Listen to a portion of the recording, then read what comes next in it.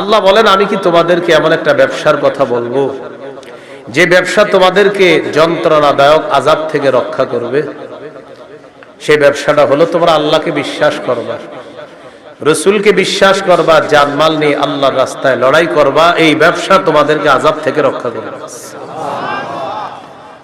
যালিকুম খায়রুল লাকুম ইন কুনতুম তা'লামুন। তোমরা যদি জানতে এটাই তোমাদের জন্য কল্যাণ। ইয়াগফির লাকুম যুনুবাকুম ওয়া ইউদখিলকুম জান্নাতিন তাজরি মিন তাহতিহাল আনহার। এতে করে আল্লাহ তোমাদের অতীতের সব গুনাহ মাফ করে দিবে। তোমাদেরকে এমন বাগানে প্রবেশ করাবে যার তলদেশ দিয়ে নহর সমূহ প্রবাহিত হয়। ওয়া মাসাকিনা তাইয়িবাতান ফি জান্নাতি আদ। তোমাদেরকে আল্লাহ তাআলা চিরস্থায়ী বসবাসের জান্নাতের মধ্যে তোমাদের মনোভূত ঘর বাড়ির মালিক আল্লাহ তোমাদেরকে বানাবেন। যালিকাল ফাউজুল আযীম। আল্লাহ বলেন এটা মহান সফলতা। ওয়া উখরা তুহিব্বুনাহা নাসরুম মিনাল্লাহি ওয়া ফাতহুন করিব ওয়া বাশশিরিল মুমিনিন। আল্লাহ তাআলা তোমাদের মনোভূত আরো অনেক নিয়ামত তোমাদেরকে দান করবেন। এর মধ্যে একটা হলো আল্লাহর পক্ষ থেকে তোমাদের কাছে সাহায্য আসবে, আসন্ন বিজয় আল্লাহ তোমাদেরকে দান করবেন। শেষে আল্লাহ বলেন ওয়াবাশশিরিল মুমিনিন। নবী মুমিনদেরকে আপনি সুসংবাদ জানায় দেন। সূরা হুজুরাতের 15 নম্বর আয়াতে আল্লাহ বলেন ইন্নামাল মুমিনুনা আল্লাযীনা আমানু বিল্লাহ ওয়া রাসূলিহি সুম্মা লাম ইয়ারতাবু ওয়া জাহাদু বিআমওয়ালিহিম ওয়া আনফুসিহিম ফি সাবিলিল্লাহ। আল্লাহ তাআলা বলেন প্রকৃত ঈমানদার হলো তারা যারা আল্লাহকে বিশ্বাস করে, রাসূলকে বিশ্বাস করে, সামান্য সন্দেহ করে না, জানমাল নিয়ে আল্লাহর রাস্তায় লড়াই করে। আল্লাহ তাআলা বলেন তারা হলো খাঁটি ঈমানদার।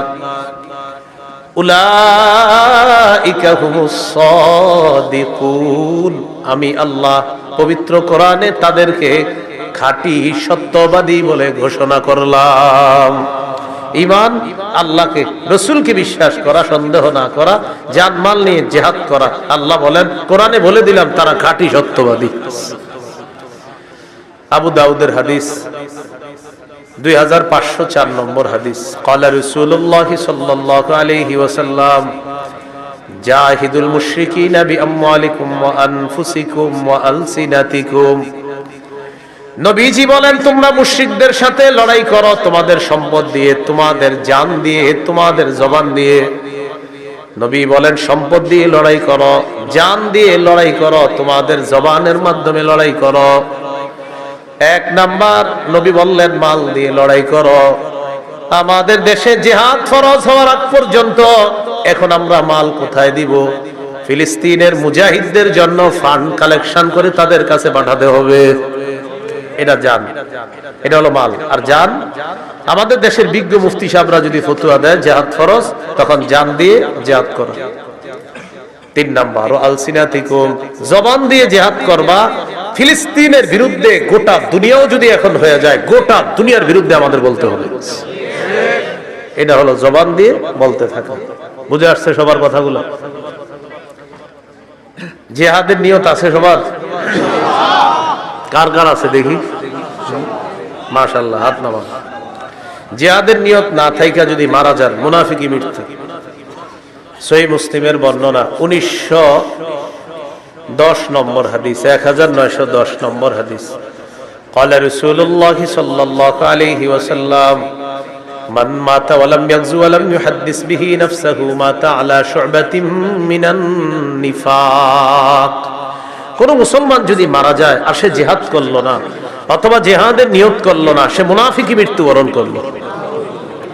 ক্বালা রাসূলুল্লাহ সাল্লাল্লাহু আলাইহি ওয়াসাল্লাম আলাইকুম বিল জিহাদি ফি সাবিলিল্লাহ ফাইন্নাহু বাবুম মিন আবওয়াবিল জান্নাহ।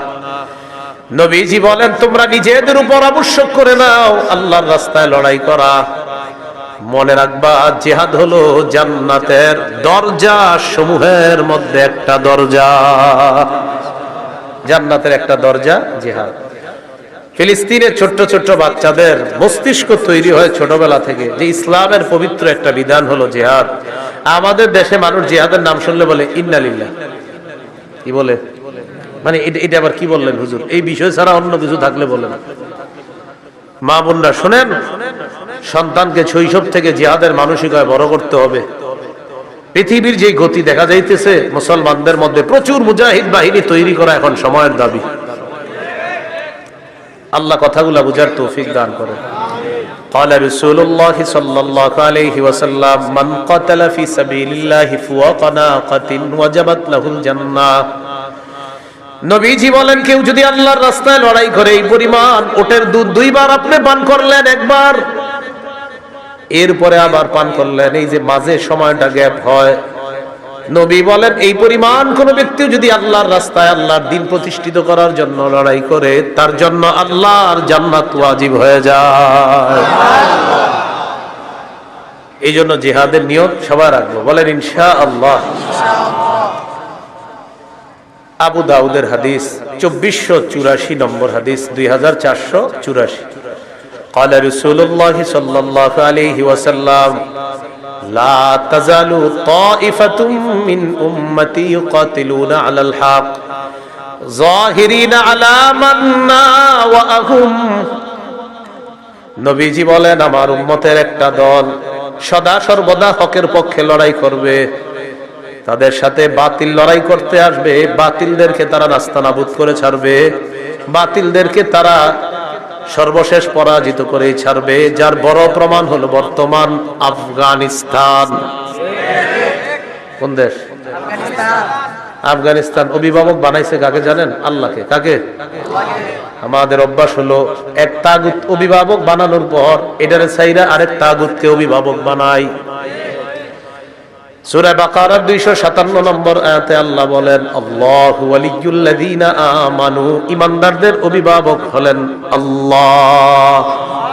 বলেন ঈমানদারের অভিভাবক কে? আল্লাহ।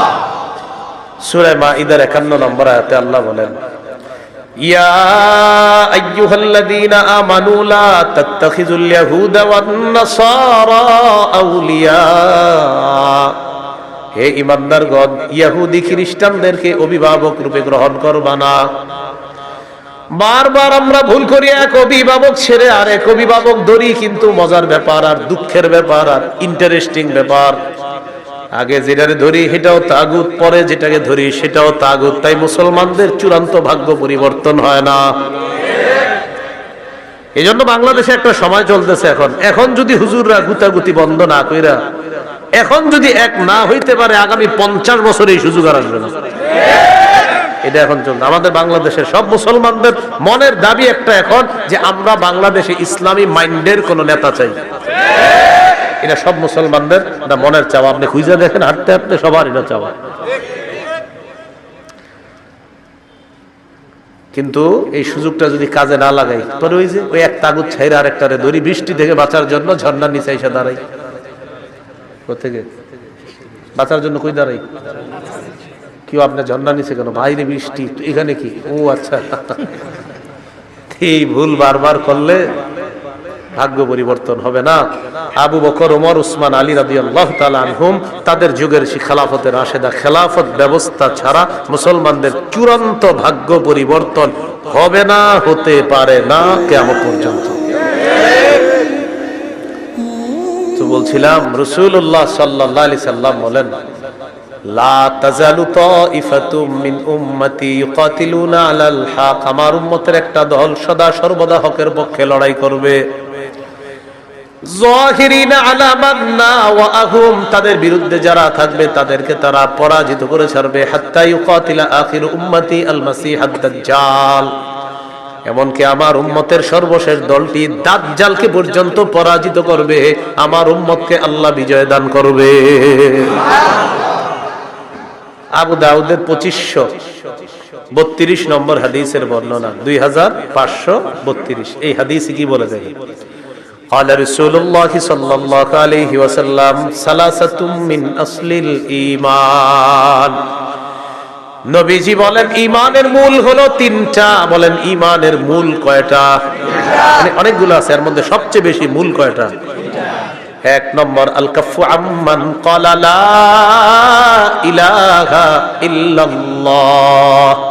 পড়েন তো আপনি আমার সাথে, পড়েন। এ দেখেন উনি পড়ছে না, আমিও দাবি করে আমি মুমিন আর উনিও দাবি করে উনি মুমিন। আমার উপর প্রথম কাজ হলো আমি ওনারে কষ্ট না দেওয়া। এটা ঈমানের মূল বিষয়ের একটা বিষয় যে লা ইলাহা ইল্লাল্লাহ ওয়ালাকে তুমি কষ্ট দিবা না। এটা প্রথম। আল কাফু আম্মান ক্বালা লা ইলাহা ইল্লাল্লাহ, যে লা ইলাহা ইল্লাল্লাহ মুখে বলে অন্তরে বিশ্বাস করে এই ব্যক্তিকে আমি কষ্ট দিতে পারবো না। এটা ঈমানের মূল বিষয়ের একটা বিষয়।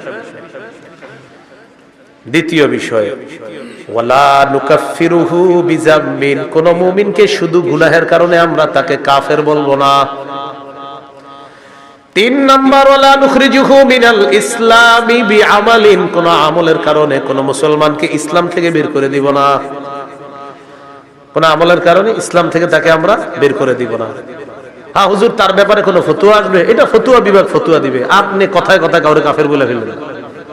তাহলে ঈমানের মূল বিষয় তিনটা। এক নাম্বার আল কাফু আম্মান ক্বালা লা ইলাহা ইল্লাল্লাহ, যে ব্যক্তি বলে লা ইলাহা ইল্লাল্লাহ তাকে কোনো কষ্ট না দেওয়া। দুই নাম্বার ওয়ালা নুকাফিরুহু বিযামবিন, কোন মুমিনকে গুনাহের কারণে আমরা কাফের বলবো না। তিন নাম্বার ওয়ালা নুখরিজুহু মিনাল ইসলামি বিআমাল, কোন মুমিনের কোন আমল দেখাই তাকে আমরা ইসলাম থেকে বের করে দিব না।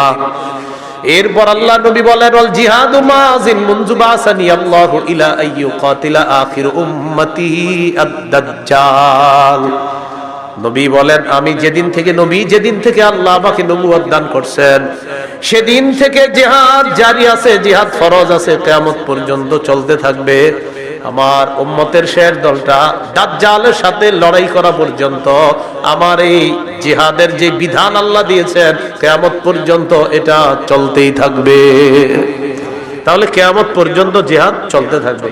এবার আমার সাথে বলেন কোন জালেমের জুলুম, কোন বিচারকের বিচার জিহাদকে বাতিল করতে পারবে না। নবীজি বলেন লা ইউতিলুহু জাওরু জাইরিন ওয়ালা আদলু আদিলিন, কোন জালেমের জুলুম আর কোন বিচারকের বিচার জিহাদকে বাতিল করতে পারবে না। কোন দেশের সুপ্রিম কোর্ট হাইকোর্ট যদি ফতোয়া দেয়, হাইকোর্ট যদি এই বিচার দেয়, এই রায় দেয়, হাইকোর্টের পক্ষ থেকে যদি এই বিচার আসে আর এই রায় আসে, পেপারে আসে, কি আসে যে দেশে জিহাদ করা যাবে না, জিহাদের বিধান বাতিল, নবীজি বলেন তোমরা বলে দিবা তুই বাতিল। কারণ বিচারকের বিচার তো জিহাদ বাতিল করতে পারে না। তো কেউ যদি বলে জিহাদ বাতিল, আপনি বলবেন প্রিয় ভাইয়া আপনি বাতিল, প্রিয় বিচারক আপনি বাতিল, বলবে এটা কোনো কথা? বলবে আমাদের নবী বলছে আপনি বাতিল। কারণ আপনার বিচার জিহাদ এটা বাতিল করতে পারবে না। নবীর আল্লাহ যেদিন থেকে নবী বানাইছে কিয়ামত পর্যন্ত জিহাদের বিধান চালু থাকবে। আপনার মতো বিচারকের বিচার আর কোন জালেমের জুলুম কিয়ামত পর্যন্ত পবিত্র জিহাদকে বাতিল করে নাই, করতে পারবে না। আপনি করলেও হবে না, আপনি বাতিল হবেন।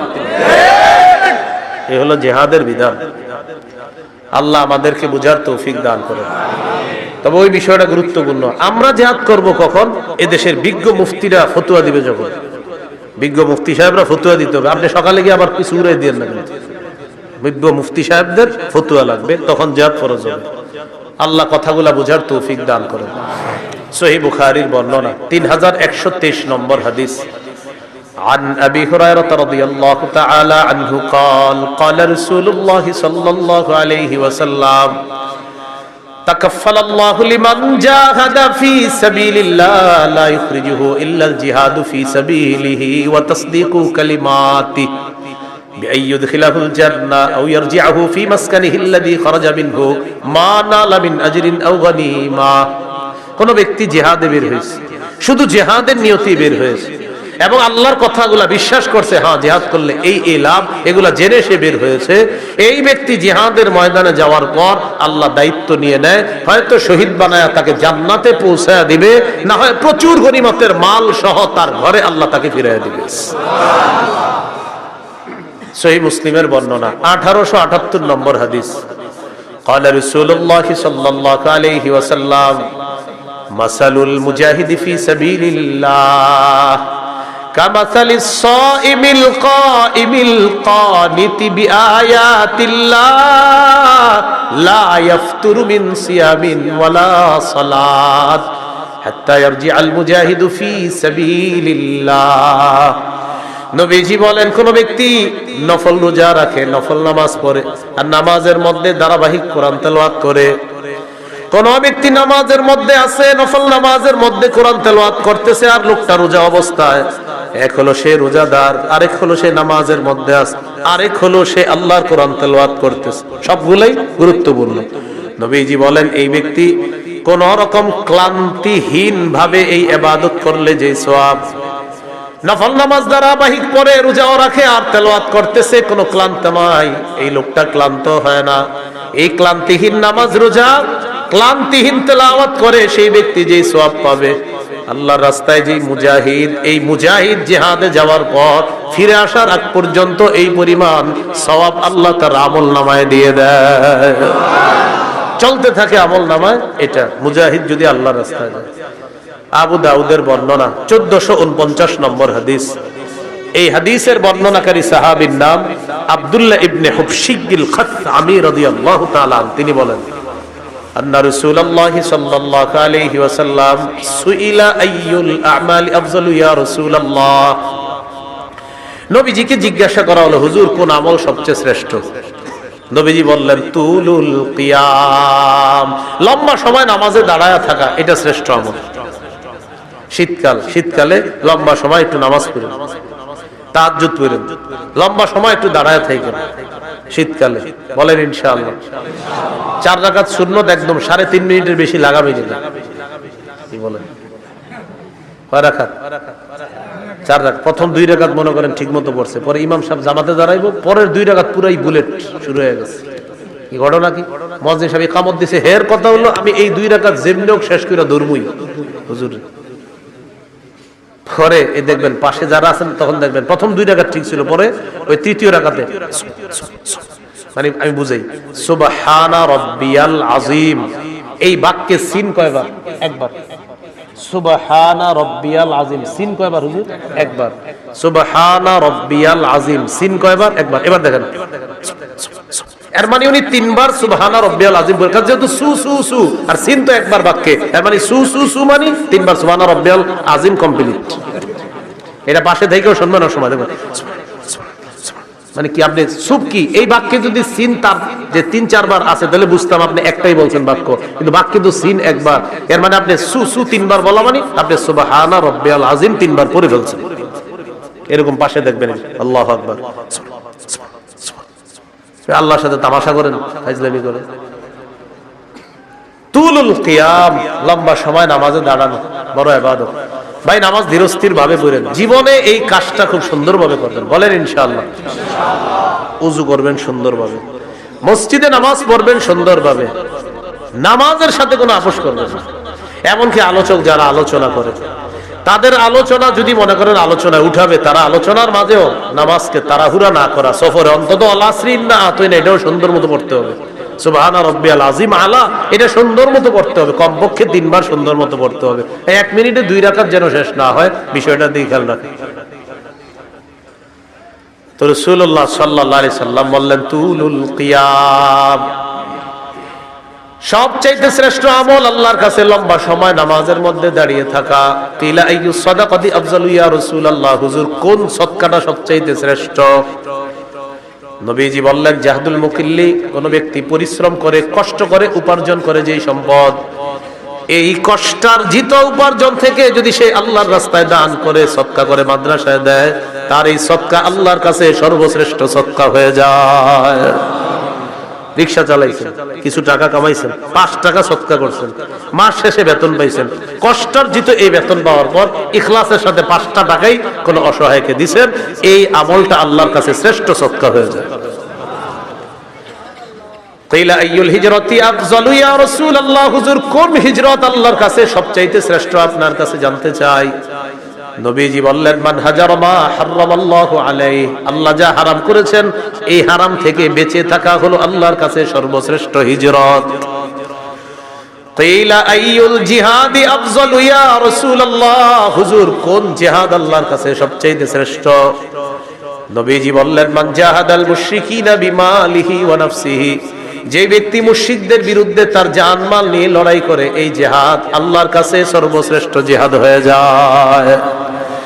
এবার আল্লাহ নবীকে প্রশ্ন করলেন, ফাইয়ুল কতলি আশরাফু ইয়া রাসূলুল্লাহ, জিহাদের ময়দানে যারা শহীদ হয়ে যায় কোন শহীদটা সবচেয়ে শ্রেষ্ঠ?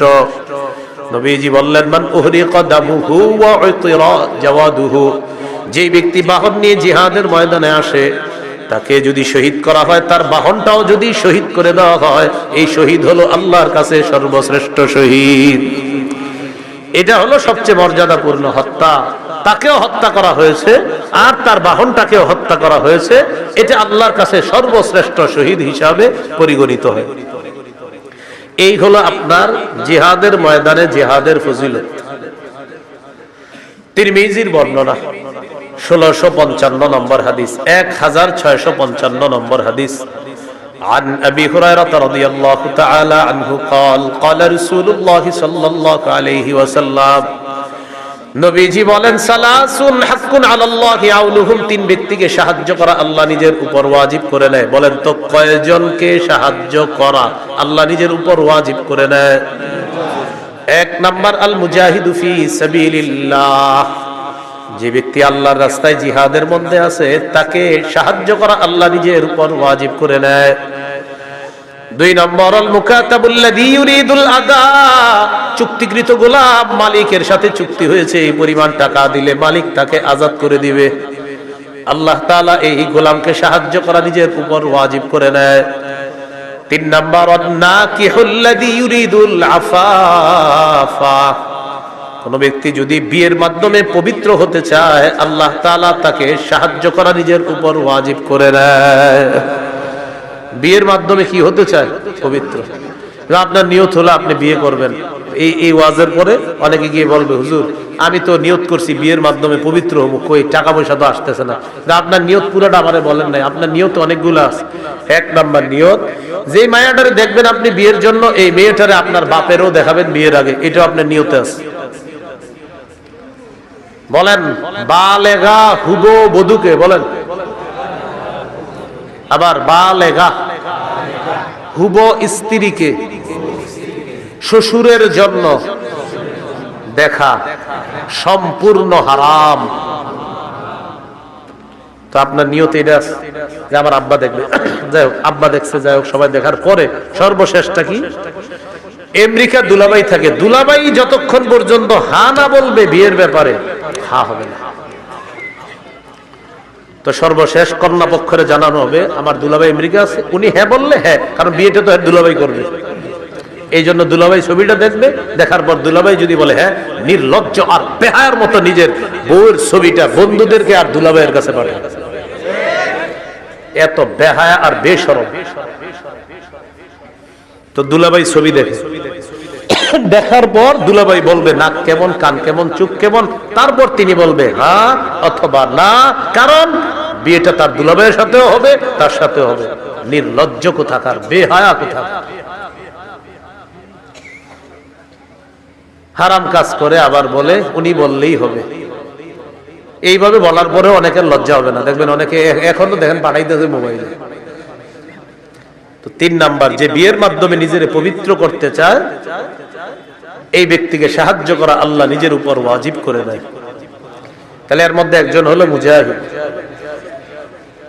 তিরমিজির বর্ণনা 1656 নম্বর হাদিস, 1656 এই হাদিসের মধ্যে আছে, عن أبي هريرة رضي الله تعالى عنه قال قال رسول الله صلى الله عليه وسلم, নবীজি বলেন, লা ইউকলাবু আহাদুন ফি সাবিলিল্লাহ ওয়াল্লাহু আ'লামু বিমা ইউকলামু ফি সাবিলিহি ইল্লা জাআ ইয়াউমাল কিয়ামাতি ওয়াল লাউনু লাউনুদ দাম ওয়ার রিহু রিহুল মিস। কোন ব্যক্তি যদি জিহাদের ময়দানে যায়, আঘাতপ্রাপ্ত হয়, আঘাতপ্রাপ্ত হওয়ার পর কিয়ামতের ময়দানে এই লোকটা এমন অবস্থায় উঠবে, তার যে আঘাতের জায়গায়, আঘাতের কারণে তার রং হবে রক্তের রং, আর সেখান থেকে মেশক আম্বরের ঘ্রাণ বের হবে। তাহলে গেল জিহাদ, জিহাদের ময়দান। এবার বলেন শহীদ, বলেন শহীদ। বলেন আল্লাহ তাআলা যদি কখনো আমাকে তৌফিক দান করে, সবাই বলেন আমি আল্লাহর পথে শহীদ হব ইনশাআল্লাহ। সহিহ মুসলিমের বর্ণনা 1909 নম্বর হাদিস। قال رسول الله صلى الله عليه وسلم من سأل الله الشهادة بصدق بلغه الله منازل الشهداء وإن مات على فراشه। এলাকার নাম কি? ফুলতলা। এই ফুলতলার একজন নিয়ত করছে, আল্লাহ আপনি যদি আমারে কখনো সুযোগ দেন আমি শহীদ হব। কোন এলাকার? ফুলতলা। তো নিয়ত করছে, আল্লাহ সত্যি আমি শহীদ হব, নিয়ত করছে। সে যদি তার ঘরের বিছানায় মারা যায়, আল্লাহ তাকে শহীদদের মর্যাদায় পৌঁছায় দিবে। তিরমিজির হাদিস 1661 নম্বর হাদিস। বাস হয়ে গেছে তো। 1661 নম্বর হাদিস তিরমিজির এই হাদিসের মধ্যে আছে। قال رسول الله صلى الله عليه وسلم ما من أحد من أهل الجنة يسره أن يرجع إلى الدنيا غير الشهيد। নবীজি বলেন, জান্নাতের মধ্যে যারা থাকবে তারা কেউ দুনিয়ার মধ্যে আসতে চাইবে না, শুধু শহীদ জান্নাতের মধ্য থেকে দুনিয়াতে আসতে চাইবে। কে? শহীদ। শহীদ ছাড়া আর কেউ আসতে যাবে না। কেন? নবী বলেন ফাইন্নাহু ইউহিব্বু আন ইয়ারজি'a ইলা দুনিয়া। শহীদ দুনিয়ার মধ্যে আসতে চায় এই কারণে, ইয়াকুল হাত্তা উকতালা 10 মাররাত। শহীদ দুনিয়ার মধ্যে আসতে চায়, এসে বলবে, আল্লাহ আমাকে তুমি আবার শহীদ করে দাও, আবার আমাকে জিন্দা বানাও, আবার আমাকে শাহাদাতের নসিব করো। মাবুদ তুমি আবার আমাকে জিন্দা করো, আবার শহীদ হওয়ার তৌফিক দিয়ে দাও। এইভাবে যদি 10-12 শহীদ হতে হয়, আল্লাহ আমি 10 বার শহীদ হতে রাজি আছি মাওলা। নবী বলেন, কেন জানুনি? মিম্মা ইয়ারা বিম্মা আতাহুল্লাহু মিনাল কারামা। শহীদকে আল্লাহ যেই মর্যাদা দান করেন, যেই পুরস্কার দান করেন, এই পুরস্কারের আশায় শহীদ বারবার বলবে, আল্লাহ আবার যদি জিন্দা হতাম, আবার যদি শহীদ হতাম, আবার যদি জিন্দা হতাম, আবার যদি শহীদ হতাম, তাহলে বারবার এই পুরস্কার আমি লাভ করতাম। শহীদ চাইবে, আমি বারবার দুনিয়াতে যাব, আবার শহীদ হব, আবার জিন্দা হব, আবার শহীদ হব। সহিহ বুখারীর বর্ণনা 2797 নম্বর হাদিস। قال رسول الله صلى الله عليه وسلم নবীজি বলেন, ওয়াল্লাযী নাফসি বিয়াদিহি লাওয়াদিতু আন্নী উকতালু ফি সাবিলিল্লাহ সুম্মা উহইয়া সুম্মা উকতাল সুম্মা উহইয়া সুম্মা উকতাল সুম্মা উহইয়া। নবী বলেন, আল্লাহর কসম আমার মন চায় আমাকে শহীদ করা হোক, আবার আমাকে জিন্দা করা হবে, আবার আমাকে শহীদ করা হবে, আবার আমাকে জিন্দা করা হবে, আবার আমাকে শহীদ করা হবে, আবার জিন্দা করা হবে, আবার শহীদ করা হবে। হাদিস দ্বারা বোঝা যায়, যতবার আমি শহীদ হব ততবার যদি জিন্দা করা হয়, এরপরেও যেন আবার আমাকে শহীদ করা হয়। এটা নবীর আশা। তিরমিজির বর্ণনা 1663 নম্বর হাদিস। বলেন, আল্লাহর কাছে শহীদের স্পেশাল 6টি বৈশিষ্ট্য। কয়টি বৈশিষ্ট্য? মন দিয়ে শোনেন। 5 নম্বরে কি কয় দেখেন, আগে 6টাই শোনেন, আর কি সবগুলো শোনেন। قال رسول الله صلى الله عليه وسلم للشهيد عند الله 6 خصال। আল্লাহর কাছে শহীদের 6টা পুরস্কার, 6টা মর্যাদা। 1 নম্বর, ইগফার লাহু ফি আউয়ালি দাফআতিন ওয়া ইউরা মাকআদুহু মিনাল জান্নাহ। শহীদের শরীরের রক্তের ফোঁটাটা পড়ার সাথে সাথে তাকে জান্নাতের আসনটা দেখানো হয়, আর তার আগের গুনাহগুলো মাফ করে দেওয়া হয়। এই যে মনে করেন আমি শহীদ হচ্ছি, ওনারে শহীদ করা হচ্ছে, আল্লাহ কবুল করুন। তো মনে করেন শহীদ হবে, ওনার এই রক্তের ফোঁটাটা পড়লো, আমি শহীদ হবো, আমার রক্তের প্রথম ফোঁটাটা পড়তেছে, ওই টাইমে শহীদকে জান্নাত দেখানো হয়, আর তার সব গুনাহ মাফ। 1 নম্বর বৈশিষ্ট্য। 2 নম্বর, ওয়া ইউজারু মিন আযাবিল কবরি। কবরের আযাব থেকে তাকে নিরাপত্তা দেওয়া হয়, রক্ষা করা হয়। 3 নম্বর, ওয়া আমানু মিনাল ফাজাইল আকবরি। কিয়ামতের ময়দানের বিভীষিকাময় মুহূর্ত থেকে সে নিরাপত্তা লাভ করবে। শহীদ যে, এগুলা নিয়ে তার কোনো পেরেশানি নেই। কিয়ামতের ময়দানে কি হবে না হবে এটা নিয়ে শহীদের কোনো চিন্তা নাই, পেরেশানি নেই, এগুলো অন্য বিষয়। সুবহানাল্লাহ। কোন কোন মুহাদ্দিস বলছে ফাজাউল আকবার দ্বারা জাহান্নামের আযাব উদ্দেশ্য। 4 নম্বর, ওয়া ইউদউ আলা রাসিহি তাজুল ওয়াকারিল ইয়াকুতা। খায়রুম মিনাদ দুনিয়া ওয়া মা ফিহা, মরমর পাথর দ্বারা খচিত একটা মুকুট শহীদের মাথায় পরিয়ে দেওয়া হবে, যে পাথরটা দুনিয়ার মাঝে যা কিছু আছে সব কিছুর চাইতে আরো উত্তম। কয় নাম্বার হলো? 4।